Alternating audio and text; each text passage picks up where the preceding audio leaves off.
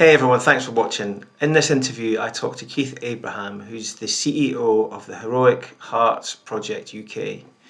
Keith is an ex-professional soldier, having served the UK Parachute Regiment in Afghanistan and Iraq. For those of you who are not familiar with it, the Parachute Regiment is one of the elite battalions of the UK Army, of the British Army. And Keith, was on the front line in Afghanistan and in Iraq. Following his career as a professional soldier, he, experienced some difficulties and traumas as a result, and found himself in Peru, where he was able to experience two very profound ayahuasca ceremonies. So in this interview, we talk about Keith's experiences as a professional soldier, his experiences in Peru, and how that's ultimately sort of transformed his life. Hope you enjoy. So I was actually a member of the Parachute Regiment, which is a combat unit and widely regarded as one of the most elite in the world.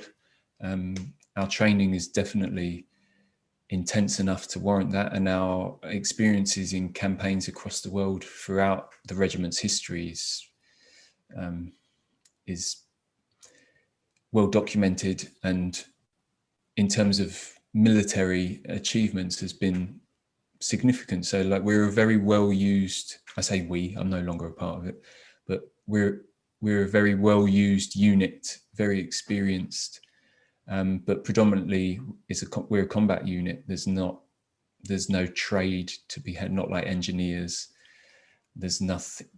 People just sign up because they want to go and fight, really. And that's where I was coming from as a young man. Well, not so young. I started at 24, so I was a bit late. So I don't want to trivialize it, but is that the one where I saw a program on it where you have to stand, and part of the training is you have to basically stand in like milling. You have to like punch each other in the head. Yeah, because I watched that. There's been quite a few programs on that recently, and that's the thing that I kind of, amongst a million other things, that was the thing that I remember was the milling thing. It's an interesting experience. Yeah. That TV show that you watched was actually, my son was part of that. He's in my unit now as well. So that TV show was actually following my son's progression through his training. But yeah, milling is always a kind of maybe a bit shocking for some people, but kind of entertaining for the people that do it, because it's what we signed up for at the time, rightly or wrongly. because there's no tactics, isn't it? It's not like feint, jab. It's kind of just you just got to keep swinging. You have to stay there. You can't move your head. You have to just accept the blows that come, and you have to distribute blows yourself. So it's just, there's a point to it. From the perspective of the military, or at least the parachute regiment, it's trying to train people to stick their head, to place themselves in danger regardless of the threat, and to still function and to still be able to attack. And in a military unit, in a combat unit, that's really valuable. You don't want people that shy away from conflict, really. From a military perspective, obviously, I have changed my own perspective since my days in the military, but yeah, that's what we all wanted when we signed up. And so after the training, obviously you complete the training, and then so what kind of active service had you seen? My first was, we travel the world anyway, just to train and to learn. But really, in terms of military campaigns, I served in Iraq, and then I went to Afghanistan. That's it. They're my two campaigns that I did. And without wanting to kind of pry too much into that, I mean, was it kind of the full range, the full spectrum of experience? Active. Afghanistan was, for sure. That was like something out of a movie. Iraq was coming to a close by then. It was a terrible place. The things Iraq was just a real mess by the time I'd got there. But the fighting had finished. But politically and socially, it's in a terrible, terrible place. But in terms of a threat, in terms of doing the role that we were employed to do, which is fighting, combat, there wasn't really much of a role there for us. But yeah, Afghanistan was genuinely something out of a movie, or if not more. It's hard to express, just how violent it was and traumatic. The British forces were, was it Helmand province, if I remember? That's right. Yeah. Okay, that's where you were. Yep. Kind of literally on the front line in Helmand province. Yeah, on the particular summer that I was there in 2008, because our unit is distributed throughout the province, so we're not all in one place. We're distributed through certain little camps where they're strategically placed, small camps. And the one where I was actually right in the backyard of the Taliban, and they didn't like it. So it was really, it was really hairy there, very violent, lots of fighting. So much so that it was the main focus of all of the other groups and not the other groups, but of the main effort and the logistical effort. We were the focus of it because we needed that level of support to keep fighting as hard as we were, because it was really, really intense. But you're a professional soldier. You've been through the kind of the training, and I guess we've all seen it, on shows and stuff. I mean, but without actually experiencing it, we can never know just how intense that is. But so you're a professional soldier, but how does that actually feel as it's happening? I mean, does your training prepare you for it, or is it like nothing can prepare you for it, and you just you cut off from it? I mean, how does it work emotionally, and then a bit of all of that, to be honest. In terms of fulfilling your role, what you're there to do, the training definitely prepares you for that. Definitely, 100%. The training is very intense. And again, our training is only focused on preparing us for combat. So that's the only focus of the training. And it does do that. It does prepare you to perform your role under those circumstances. So there's that aspect of it. That's very valuable. That's life-saving as well. Literally, that is life-saving, to be able to rely on your training and your instinctive, those actions that are just purely instinctive, that are honed by training. But kind of what I realized after, and it took some reflection for this, but we're not trained to cope with the effects, the consequences of the experiences that we have in those environments. Like I saw several of my friends die. I was responsible for evacuating their bodies on more than one occasion. And that it doesn't matter how well trained I am or how tough I am mentally, physically, it doesn't matter how big and tough you are. When you have those situations, when you have those experiences repeatedly in a short period of time, like over 7 months, it has its consequences. Everyone is affected by it. Maybe there's a spectrum of how much you're affected by it, but everyone is definitely detrimentally affected by those sorts of experiences.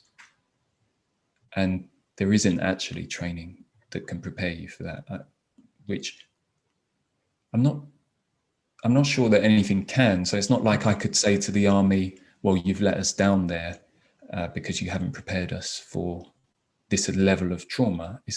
How would they do that? So I don't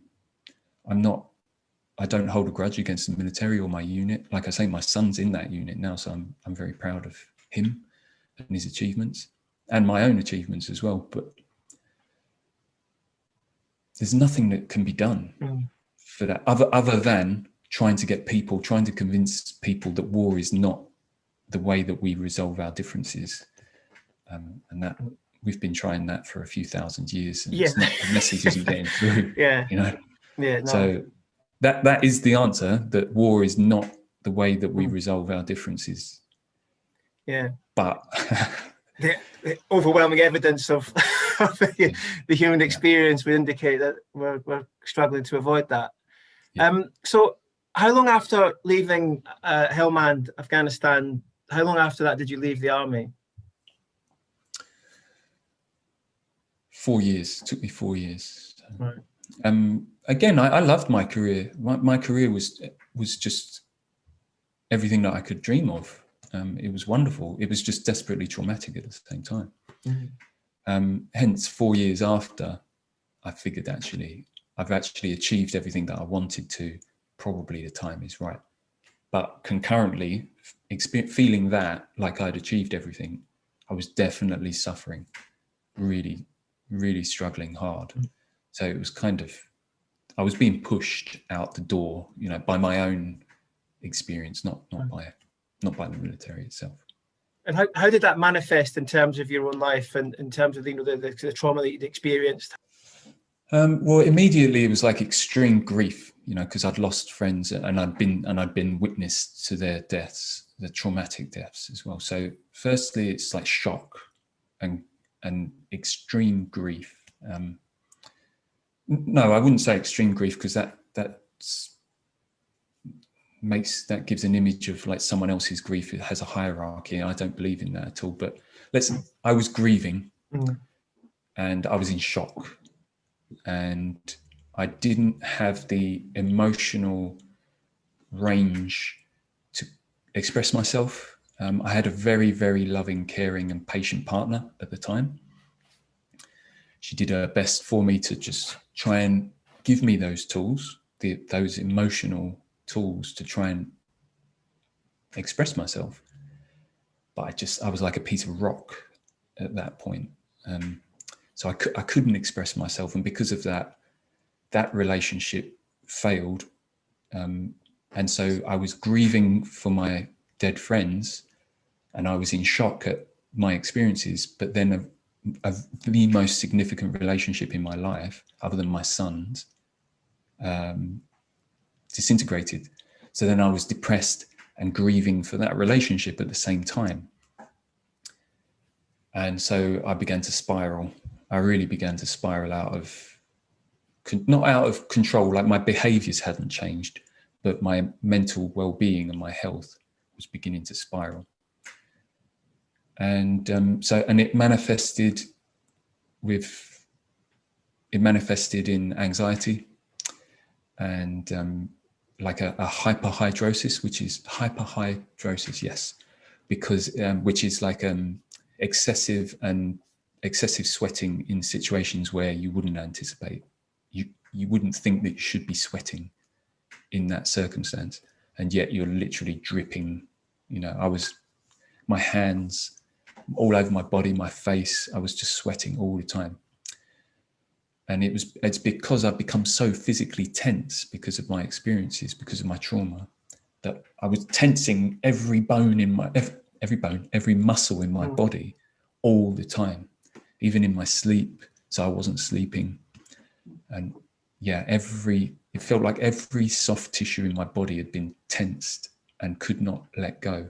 And hence, obviously, the body was in a stress position, and therefore it was sweating. That made me more anxious and more embarrassed about to be seen as sweating that much. It's embarrassing for me at that point. And so I was depressed and anxious and grieving and sad and shocked. And it was pretty difficult.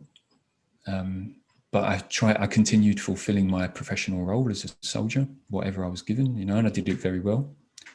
But inside, yeah, it was difficult. Wow. And then on leaving the army, what did you do once you'd left the army? Is there a period where they help you transition into other things, or how does that work? Yeah, I've never found the army transition plan and advice so well suited or appropriate. It's lacking a little bit. I was very lucky. I had an exceptional experience whereby I was offered a job while I was still in the military. I'd given my notice, and I was actually offered a job at JP Morgan in Canary Wharf. And so I didn't actually need to do any sort of transition. I didn't have a period where I was unemployed. I walked out the gate on a Friday, and then by the next following Monday, I walked into JP Morgan to start my new career. Wow. That's an exceptional experience, and I was very lucky to have that experience. But the problem is that anyone that knows investment banking, I wasn't actually an investment banker, but I was in that environment. anyone that understands that environment in Canary Wharf, that's a really intense environment. And I thought I was going to leave an intense environment and maybe have a little bit of a calm, just settle down into normal civilian life.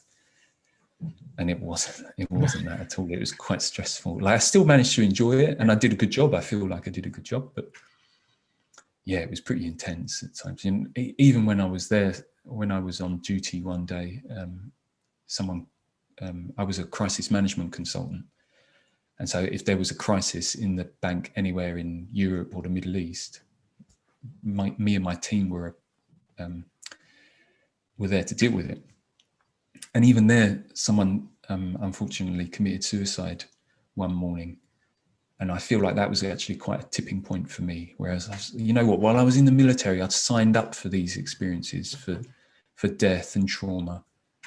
I've had it up to here. And I didn't sign up for JP Morgan working in a bank. I didn't sign up for people dying around me. And I feel like it just reached a point. It wasn't just that one thing, but it raised the level a little bit where I was thinking, I've got to make another change here. Something else has got to happen, because it was becoming more and more overwhelming. Like I say, it wasn't just that one thing, but a collection of experiences. And I was still struggling with all of my Afghan and relationship trauma as well. So it was still a very difficult environment. So you've done your professional stint, you've been on the front line, you've come out, you've worked in a sort of corporate environment, you've realized that's not the route for you. At what point do you then start looking at, kind of alternatives? When does Peru, for example, come up in the discussion? So before Peru, this is the massive part Peru is, but just before Peru, I actually was introduced to Tai Chi and Qigong and meditation because a colleague of mine had realized that I was struggling and suggested these things. And I actually I resisted heavily at the mention of things like Tai Chi. I'm a war veteran. I'm not going to be doing Tai Chi. But when I actually gave it a chance, it changed. I feel like it changed my life. The very first time I practiced it, I knew how significant it was for me. I had a really, really profound experience the very first time I experienced it. So I knew something very important had happened, and that I might actually have a tool to help me get through what I was experiencing. So concurrently, while that was happening, while I was practicing Tai Chi and Qigong and meditation, a friend of mine in the US, she also a very dear friend of mine, she realized that I was struggling as well. And she'd just come back from Peru and had her first ayahuasca experience. And because I was only in the early days of my Tai Chi practice, there hadn't been any big changes. I recognized something important had happened, but there hadn't actually been any big changes that I could acknowledge in terms of my anxiety and depression and grief and things like this. And so I was kind of a bit hopeless, because I tried talking therapies and I tried pharmaceuticals. I tried so many things, hypnotherapy, loads of everything, basically. Tried everything. Nothing really helped. And so I did feel a bit hopeless. So therefore I just thought, you know what, I'm in the last chance saloon here. I might as well go to Peru and have a look at this ayahuasca. I hadn't done any research. All I was basing it on is my friend's account and what she had experienced. And that was enough, because she said how profoundly healing it was. I thought, you know what, that's enough for me. I've got nothing better to do. And I was earning good money at the bank at this time. So I just booked my flight, took 2 weeks holiday, and I was lucky enough for some local people to allow me to stay in their little hut. So they have a little hut in the jungle, deep in the jungle as well, really deep. And it's just a little wooden hut on stilts with no running water or electricity, nothing. And I had to carry my own food and drinking water up there, because there's literally nothing there other than the river. And I spent 10 days in the jungle up there. And on 2 occasions, the local shaman from a nearby village, he came and visited me, and he hosted just me and him, We had our own little ayahuasca ceremony, and everything changed. Yeah. the expression says, "Oh, so which region was it? Was it in the sort of Iquitos region, or which part of Peru was it?" No, the closest city is called Tarapoto. Okay. And from there, you know, it's an incredible journey, because even to get to Tarapoto is like a 21-hour journey from London. And then from Tarapoto, it was an hour's car journey down to a town, a little village called Chazuta, which is a jungle, really deep in the jungle. And then I had to take a boat another hour upriver, further into the jungle. And then I got off the boat and I had to hike an hour into the jungle. So it was a really long journey, but I kind of needed that. Yeah. And I wasn't really daunted by it either, because my military experience, I'm used to being alone. Yeah, I'm not trying to say that that's for everyone. I don't think that, I really actually don't believe that's for many people at all, that sort of experience. Mm-hmm. But it was important for me, and it was sounds just the kind of the odyssey, I guess, if you like, or the journey itself had that sort of feeling to it, you know, like it was your chosen, it'd been chosen for you, you chose it, whatever way around it is. Seemed to be that was the way it needed to happen. So when you get there, and then, you know, you have your one-on-one, which is, I mean, I'm really jealous of that. You know, I think that just sounds amazing to have the kind of, you know, the one-on-one with the shaman. So first experience of it, kind of, can you maybe talk a bit about what happened and how that went down? Yeah, you know, I was still a bit daunted, because I'd never done anything like that before, and I was not daunted by me being alone with this guy in the jungle. I felt very safe with him. He was a lovely man. But I was daunted by just, you know, I was drinking this brown, you know what it looks like. Mm. And I hadn't done any research at all, so I had literally no idea. So it was daunting, like, who am I going to be when I come out of this? Am I going to be any different? Is it going to work?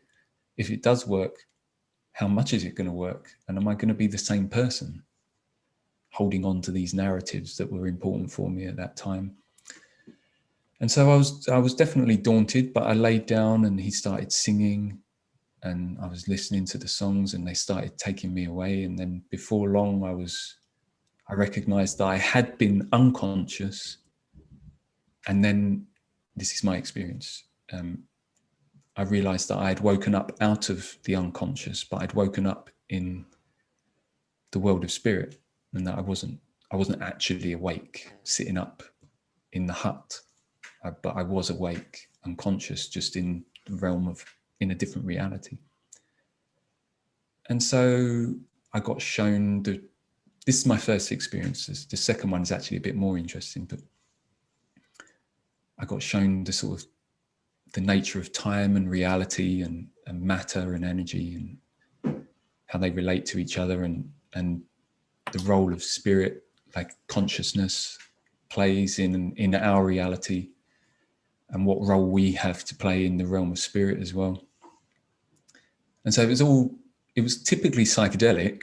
Now I understand that, but obviously it's mind-blowing and profoundly life-changing just to experience those things. I hadn't even received what I would now say would be my education. This was I was just being shown things, the reality of things. And it was profound and beautiful beyond what I can articulate. It's just beautiful. So that's the end of the first part of the interview I did with Keith. I think, you know, it's an amazing story, you know, from being on the front line in Afghanistan, you know, to end up in the jungles of Peru, having a transformative ayahuasca experience is extraordinary.